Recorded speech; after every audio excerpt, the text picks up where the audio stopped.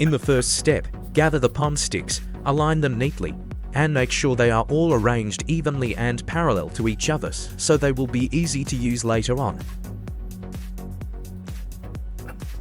Next, take the wooden stick that will be used. Then, make sure the bundle of palm sticks is neatly and evenly arranged.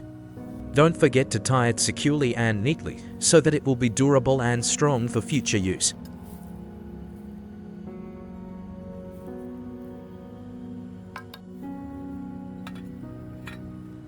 After that, make sure everything is prepared and ready to be assembled into a broom. Then, insert the wooden stick to serve as the handle of the broom. Do this carefully and neatly until it's done, and make sure everything is completed properly and tidily.